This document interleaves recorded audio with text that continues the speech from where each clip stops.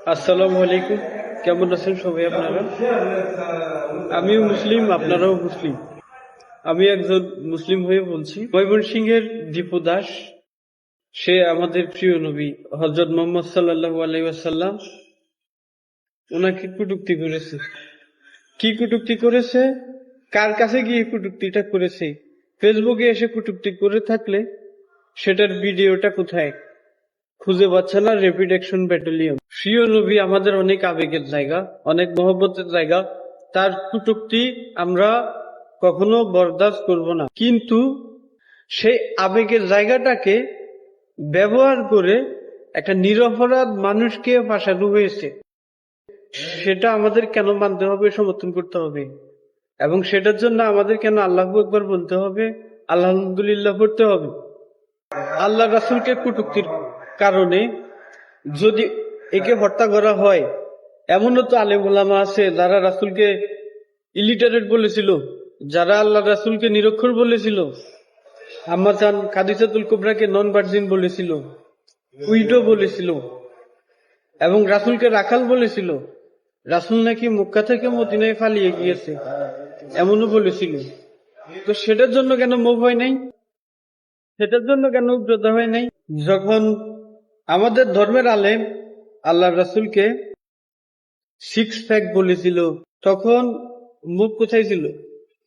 Move তখন এটার প্রতিবাদ কেন জানাই নাই? তখন মুভ কেন করা হয় নাই? জুনা খাইলে গুনা নাই, ডাব চুরির মাপ নাই, এই মোবরা যখন বলবে, মোবের নেতারা যখন বলবে, আল্লাহ রাসূলকে নিয়ে কটূক্তি করবে, আমাদের মতো সাধারণ মানুষ বলবে, আল্লাহ রাসূলকে কথায় কথায় মোহাম্মদ বলবে, মোহাম্মদ সাল্লাল্লাহু আলাইহি সাল্লাম বলবে না, এক ডাকে বলবে মোহাম্মদ মোহাম্মদ, মোহাম্মদ এটা বলেছে, মোহাম্মদ সেটা বলেছে। মনে হয় আল্লাহ রাসূল ওদের ছোট ভাই, মোহাম্মদ এটা করতে বলেছে, মোহাম্মদের উপর ইসলাম নাজিল হয়েছে। নাউজুবিল্লাহ। কথায় কথায় আল্লাহ রাসূলকে ওরা মোহাম্মদ মোহাম্মদ বলে, মোহাম্মদ সাল্লাল্লাহু আলাইহি সাল্লাম এটা পর্যন্ত বলে না। মনে হয় যেন আমাদের নবী ওদের ছোট ভাই। ওরা এভাবে আমাদের নবীকে কথায় কথায় মোহাম্মদ মোহাম্মদ বলে। কই, তখন তো মোবের কোনো প্রতিবাদ হয় না, তখন তো লিডাররা বলে, সেই কারণে এটা জায়েজ হয়ে যায়। এদের কাছে শুধু হিন্দু নয়, আমরা মুসলিমরাও নিরাপদ নয়।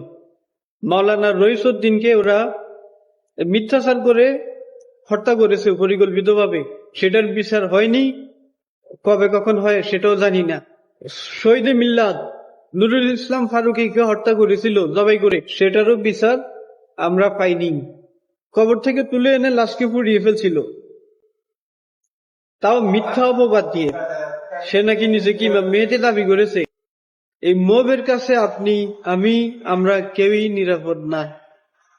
মব আমাদের সবার জন্যই বিপজ্জনক। ওদের কোনো ধর্ম নেই, ওরা ধর্ম জাত নির্বিশেষে, এদের ধর্মই হচ্ছে উগ্রতার ধর্ম। এরা ইসলাম কে ব্যবহার করছে, ইসলামের লকআপটা লাগিয়ে ইসলাম ধর্মকে এরা ব্যবহার করে ধর্মীয় ফতুয়ার মার পেছে মানুষকে ফাঁসিয়ে হত্যা করতেছে, যাহা ইসলাম কখনো সমর্থন করে না, আল্লাহর নবী কখনো সমর্থন করে নাই। আপনাদের কি মনে হয় ওরা আপনাদের ছেড়ে দিবে? আপনারা বেঁচে যাবেন? আপনারা মুসলিম যারা আছেন, আপনারা মনে হয় এদের থেকে বেঁচে যাবেন, এরা মনে হয় আপনাদের ছেড়ে দিবে? সেটা মনে হয়? ওরা আপনাদের কেউ ছাড়বে না।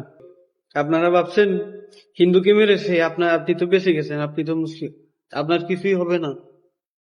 ওরা আপনাকেও ছাড়বে না। ওরা শহীদে মিল্লাত নুরুল ইসলাম ফারুকীকে ছাড়ে নাই, ওরা মাওলানা রইসউদ্দিনকে ছাড়ে নাই, নুরা ফাগলাকে ছাড়ে নাই। ওরা আপনাকেও ছাড়বে না।